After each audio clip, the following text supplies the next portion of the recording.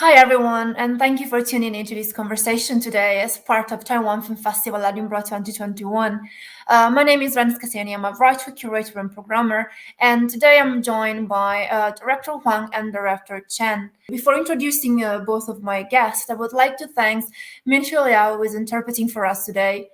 Born in 1924, Huang Yu-shan is a Taiwanese filmmaker. She obtained an MA in Cinema Studies from the Tisch School of the Arts at New York University in 1982. She is well known for her commitment to women's issues and is a founder of the Women Make Waves Film Festival Taiwan. Since the 1990s, Huang has directed a number of noteworthy films, including Peony Birds, The Twin Bracelets, Spring Cactus, The Stray Story, The Song of Tatian Mountain,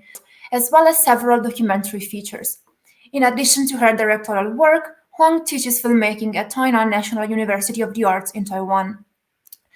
Jade Chen is a novelist, journalist, theater director, and playwright from Taiwan. She is best known for her book, China, which won the Taiwan Golden Text Award for Best Novel. Her 2004 best-selling novel, Mazu's Bodyguards, was adapted into a musical, presented at the National Theatre in Taipei in December 2009. Her works have been translated in both German and English. In 2019, she directed her first feature film, Looking for Kafka. So I'd like to start this conversation by actually asking mostly Director Huang a question about your experience as a woman director in Taiwan. I'm mostly interested to hear if you've experienced challenges and of course I'm sure you experienced successes as well. So it would be nice to hear a comprehensive account of your personal experiences in working as a woman director in your country. And in particular, I'm interested also in hearing from you, how did the landscape change in Taiwan film industry from the 80s when you started directing your first films to recent times? 觉得，我刚开始进入这个电影工业当导演的时候，我感觉，最大的问题就是在电影片场里面，女性的工作人员非常少啊，所以作为导演，就是我要照顾非常多的事情哈。那特别是到影片完成之后啊，当我做发行宣传的时候，我觉得那个时候人力非常不够啊。那另外一点就是。在我们那个年代当女导演的话，我觉得一般的我的朋友或者说我的家庭或者我的家庭还好，但是我只觉得女性是不太被鼓励去当女导演因为这个工作非常吃重然后社会对你并没有那么高的期待所以女性可能做化妆啊、服装啊、场记这一部分就好了所以我那个年代做导演，我觉得是这个部分是挑战比较大的那我再讲第二个问题然后从我担任这个电影导演到现在大概也30多年那我感觉有很大的变化现在的台湾的女导演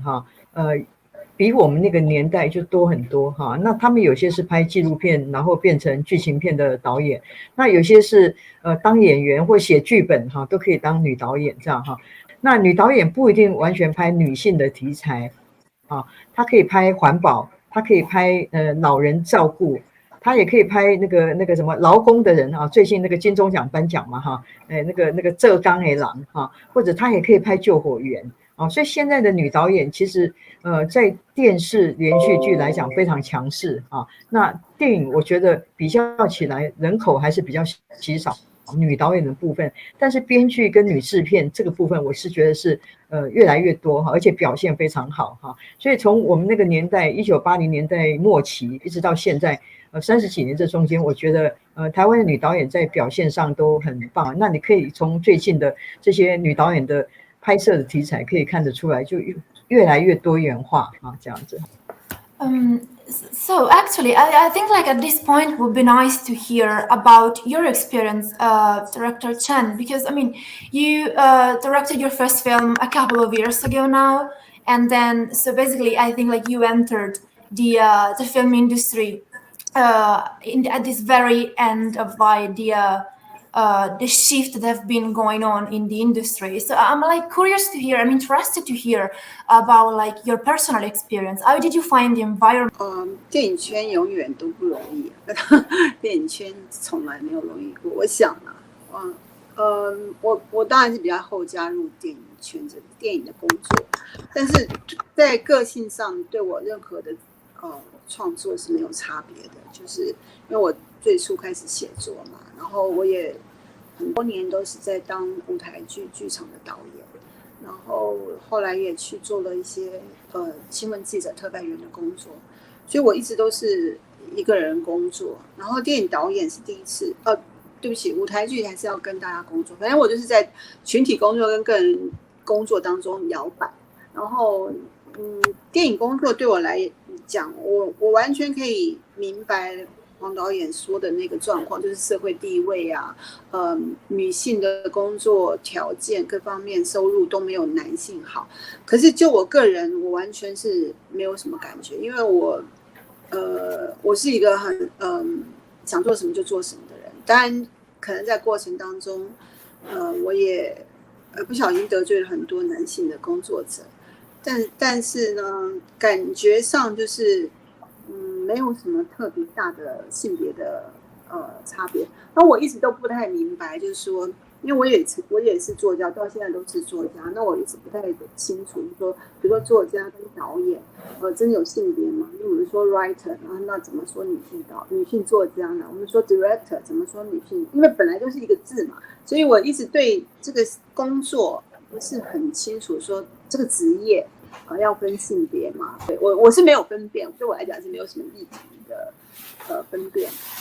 Thank you for pointing it out, actually, because I feel like I've been having this kind of thoughts a lot, actually, and I realized that like most of the times we should maybe drop this focus on female or women directors and instead like focusing on the work in itself. But it's basically as you were mentioning, the problem is that we lack equality and we sometimes lack like equal pay. So I feel like we still need to bring up these issues, but at the same time, I sometimes feel a bit wary of labeling a creator, an artist, as a woman artist. And I would prefer to just focus on the artist as a person. So once again, thank you for bringing that out because I feel like it's meaningful to the conversation. Actually, I mean, since you just mentioned the fact that you have been working as a journalist as well as a writer, on top of like you're working as a director lately, I'm interested like in hearing about your different experiences in the arts. Like I'm wondering actually if when you work as a writer, you approach your work as a writer, and then when you're like working as a journalist, you have a different lens. With which you filter like the word, or if like these different ways of working are kind of interconnecting. 刚开始的时候比较困难一点，就是可能就是电脑还没有那么的大量使用的时候，因为我们开始写作，然后做舞台剧，然后特别严重的时候是那时候我担任那个欧洲特派员，就是当记者特派员的工作的时候，因为他需要大量的一些跟我本来的领域之外的人互动，所以我觉得我的空间感还有我的工作那种以前的那种创作感，因为毕竟以前的创作是比较 creative， 然后 journalism 是比较需要大量的 research， 所以就变得有点困扰，就是好像我在我的环境里面没办法去做那么多的就比较资料性的分析，所以后来我就直接的在家里分2个书桌，就是2个不同的房间工作，然后就是一个是适合文学创作，一个是比较适合新闻工作的。就因为后来就是网络媒体又比较流行之后，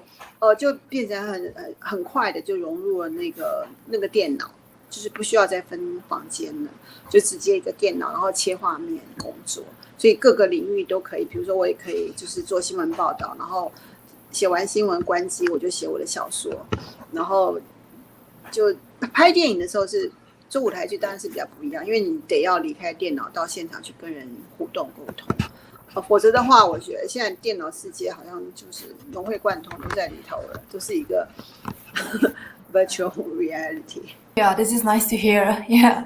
actually, right now, I would like to go back to director Huang. Since you mentioned before that sometimes the trajectory for female filmmakers in Taiwan was to first do a bit of work like in the documentary field before branching out to feature films. So this feels as something that you did yourself as you first started directing documentary films. If you're basically mostly like I was interested in hearing about if you're interested in documenting the Taiwanese social cultural landscape, in a way influence your late feature films. 我自己拍纪录片拍了2-3部之后，我回头看我拍的纪录片题材，其实有很多都是跟艺术家女性的或男性的这个题材有关，但是他们的创作的背景还有他们那个时代所碰到的问题也有一点相似，都是受到一些政治事件影响譬如说海燕里面的蔡瑞月因为她丈夫是受害，她跟她丈夫都是白色恐怖受害者那另外我后来拍那个女建筑师修泽兰，她先生也因为那个言论尺度太开放了，所以后来也是曾经被关过一段时间那所以我觉得我的题材我选择这个人物拍摄是因为那个社会背景的关系，就是他有一个后面的历史然后跟他个人这个人物的关系。那我在拍剧情片的时候，因为我本身是学文学文学里面的那个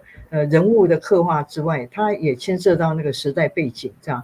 所以我在拍剧情片的时候，我就会从文学的角度去出发去选择，就是我要拍什么题材。那通常都不是说片商就是那种商业电影公司叫我拍什么我就去拍，而是说我觉得这个题材有意义，所以我去拍所以像我拍钟肇政的小说改编的《插天山之歌》，或者是我拍2次大战期间美国跟日本之间的还有台湾之间很微妙的关系背景是珍珠港事件那台湾的留学生从日本回来，然后碰到潜艇被那个鱼雷击沉这样那虽然是讲一个艺术家的那个生平是根据真人实事改编，但是我也加上虚构的元素这样子那也就是说我把我拍纪录片的一些想法，我在拍剧情片的时候其实我也融进去了所以有些人就说我的电影好像有一些纪录片的风格，那也有一些文学的风格那文学的风格我自己在回头看的时候，可能像我会用一些象征或者说潜意识梦境那种方式来表现这样那后来我自己的创作，我其实是剧情片跟纪录片交杂着拍可能跟陈玉慧导演有点相似，他是戏剧写作然后导演那我是拍纪录片，然后有时候拍剧情片，没有说谁先谁后，而是互相影响这样子。Yeah, I think this makes perfect sense in a way, because when I was watching Peony Birds, I could somehow feel that you were both at the same time. I really feel what you was saying just a moment ago. And since I mentioned Peony Birds actually, and you were mentioning that your first documentary were about artists, I would like actually to hear a bit more about your relationship to music in a way, because it feels like music is really important in the film. There's the young female character works as a music producer, and then there are like so many musical pieces throughout the film, which I felt gave the film a sort of like really playful vibe, kind of I'm not going to say a carefree vibe, but really playful, and that was something that I really enjoyed. Yeah, I was interested to hear about the music choices, and I was also wondering if since the film is based on a book, if these music pieces were already included in the book, or if that was something that you wanted to bring out and to bring into the film. 这个原著的那个作家，他本来这个电影他只写了一个简单的故事大纲，叫做《黄金之旅》那《黄金之旅》里面并没有音乐，就说这个女主角抒情，这个她是一个唱片制作人，并没有这个背景。唱片制作人这个背景是我放进去的。那总而言之，可以这么说，这部片是我跟这个女作家，是我跟我合作的编剧，是我们两个的故事的一个合并这样子哈。她写她的家庭，然后我写我作为那个就是在都市里面工作的女性，还有我跟我同年龄的这些女性，我观察到，还有我自己感受到的，的这些女性，她们在经济上很独立，但在情感上其实有时候还蛮传统的哈，对，然后就把这些东西放进去。那音乐的那部分，这个 Rain 他看的蛮仔细的，音乐那个部分的确是我们在制作这个片子里面，把它放进去的，因为我们看到一个唱片公司啊，那个背景很现代这样，那我很喜欢这个感觉啊，所以就依照那个方式，在美术上面，在音乐上面就去设计、去发展这个剧情。那剧本是这个有的剧本之后，后来这个原来的这个小说家，他再把它写成另外一个长篇的小说啊，所以我们是先有故事大纲，然后再有剧本啊，然后再有这个根据电影这个剧本写的小说这样子，嘿，对。因为我自己也画画哈，那我叔叔是雕刻家哈，所以我们的家庭的遗传里面有这个对美术这方面呢，就是很比较偏好。那音乐的部分是当我另外一个叔叔他是一个 pianist 哈，但是我自己我觉得我音乐并不是那么专长，但是我们在拍这部影片的时候啊，就是我跟几个音乐家啊，其中以一位为主，那另外有2位年轻的作曲家，他们正好那个时候，有一位是当演员哈，男主角，那另外一位呢，就是他是在里面比较那个前卫啊的音乐的那种属性的那个演员，正好都同时这个时候我就接触他们，所以我就想把这个不同时代的。音乐啊，然后就放在不同的角色身上这样子哈，所以对我来讲其实是一个挑战这样子，嘿，对。Thank you, actually, and also thank you for basically like touching upon how you worked in together with the writer of the novel on which the film is based, because this is really interesting for me, because we have here director Chen, who is actually the writer of the book on which the personals is based. So I would like to extend the conversation to you now, Director Chen, and actually asking you if you were involved in any way with the script writing for the film, and if you weren't involved, because I'm not sure, how did you find the film relate to your book? 其实我老实讲，这部片子好像已经快30年了，我不记得，好像是1989吧。可是我去年大概是几个月前疫情的时候，我才看到这部电影，就是因为我其实跟这个导演本人是有私交，就是朋友关系，所以一开始的时候，他拍的时候，我人在国外，我没有参与，但他常常写信问我说，因为这个征婚启事真的是我自己的个人的创作，这个创作还比较特别，因为它有点是行为艺术，它有点是 performance， 它有点是社会调查，它是集很多的形式于一身，然后就是最后由我去执行的，所以我有自己的很多的想法融入在里面。所以陈国富导演在拍的时候，他常常就写信问我说：“那个时候你跟这个征婚人是怎么样？然后那时候你是认为你对他有什么看法？”因为他跟我本人就有很多的 email 来聊，但是呢，我并没有看过这部电影，因为我住在国外。然后后来我听说这部电影好像得了很多奖，然后请了很多人来演，然后我就想说，我很想看，但我一直看不到。后来这个真的是去年台湾那个 MOD 有那个经典首播，所以我才看到。那我要总而言之，我要说改编跟文学原著的关系，因为我自己是有很多东西是也被人家拿去要改编或者已经改编。我觉得其实对我而言，我写作的人，我把创作写出来，小说写出来之后，改编权交给别人的时候，就有点像孩子一样，就是交给别人去养。我不会去，其实我不会去介意，不会去想要去介入，我甚至根本不在乎他怎么改，因为这改编权已经给出去了。我不太懂有些人就是在文学改编的过程里面有很多挣扎。其实我觉得应该要去重视的是他的精神，就是如果你对那个文学小说本身就是那个精神已经够了解了，其实你怎么改都会好看。如果换回来说，如果你对那精神不能掌握，那怎么改都这大概是我对文学改编跟就是电影作品这件事情的最大的看法。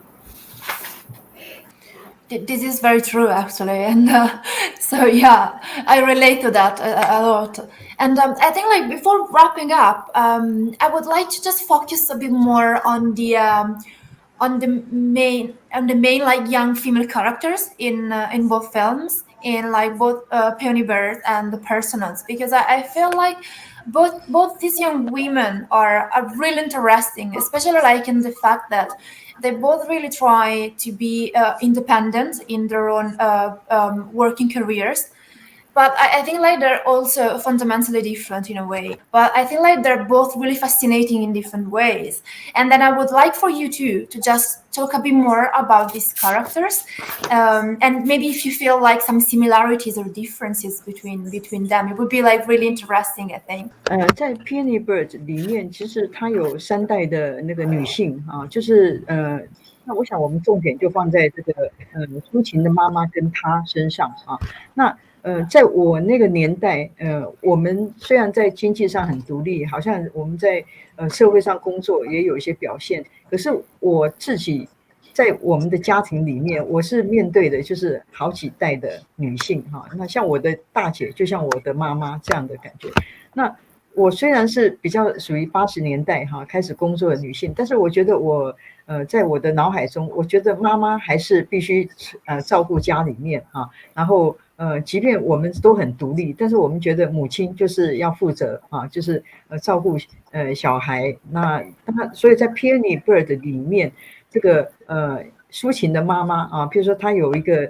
恋爱中的理想的对象哈，就是那个医生啊。那另外呢，她又有一个从小就是跟她青梅竹马长大的这个黄金水，就是这个 farmer 哈，后来变成一个这个地主这样的哈对，那是她的内心其实她没有办法在情感上完全独立啊。那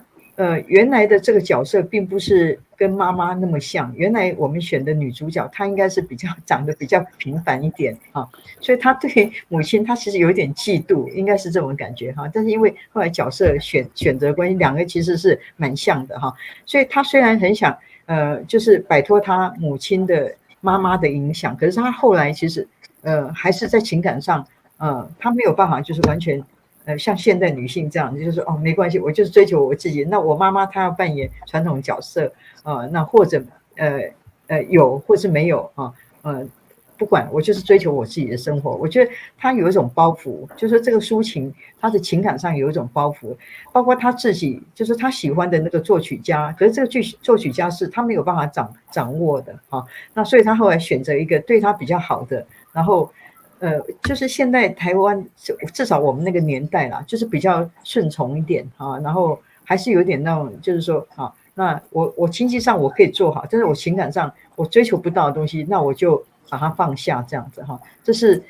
我们那个年代。但是现在女性我觉得不一样，现在的女性可以当单亲妈妈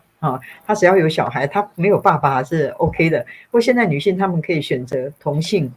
两位女生在一起生活，那我觉得这是一个时代的一个改变那我的这个故事跟我的编剧的故事，我觉得可能也反映了我们那个年代，就是我们这个4年级生的这个一些情感吧，或者在事业上就是没有办法，就是完全变成完全就是独立的现代女性，我觉得这是有一种包袱还是在那边这样。我再补充一下，但是在这个抒情的角色身上，她其实也有一些比较大胆的或者说挑逗的对于那个妈妈以前那个青梅竹马的爱人，她其实会想说，你为什么不会喜欢我呢？就是我因为我很年轻那我可以跟你在一起她其实有一点在就是这个其实有点越界的哈，就是明明是妈妈的爱人，但是他去挑逗她这样，所以这个是比较就是说在跟妈妈好像在抢一个男朋友这种感觉，那这个就完全不是很现代，不是很传统的那种现代女性，就是在她那里面，因为她对妈妈的不满，所以她也有点叛逆的成分在里面。Director Chen actually would like to say a few things about, like, I mentioned before the main character in the film, but I'm actually like interested to hear more about the character you envisioned in your book. So yeah, please feel free to just talk about this character. Thank you. 其实我就是去年看这部电影的时候，我突然觉得哇，这一部电影那个女性的。就是女性思想怎么那么落后？就我已经觉得，我已经意识到说这部电影的女性思想是落后的，因为在这30几年、40年、30几年，我自己的成长，我的跃进是非常大的。因为就像弗洛伊德说的，每一个女性先要把她心里面的男性那个父亲的形象给杀掉，她才可能真的成长。所以我在想说，我过去可能。没有意识到那么多，就是我内心的我，其实现在已经开始长成一个，我反对那种侵犯女性的父权，我反对那种不亲近女性的那种父权，所以我慢慢的发现我的创作里面现在变成有一个很具体的想法，就是我是从女性，我自己真的彻底的女性出发的角度去创作的。那这个也让我想到一件事情，就是说我们现在。不应该去分辨男性导演或女性导演，不应该去分辨男性作家跟女性作家，因为对我来讲，性别是没有差别的。就是创作者其实是不是带着性别，但是有一个差别点。这个差别点是说，他创作的时候，他的角度是男性还是女性的？因为我也曾经看过有的女性作家，她创作的时候是完全是用男性的眼光，就是那种带着阳具羡慕也好，或者是带着那种男性的眼光去看。这个社会的，并不是从女性的角度去看社会。那在电影里面我也看过这样子的女导演，她完全是用男性的思想去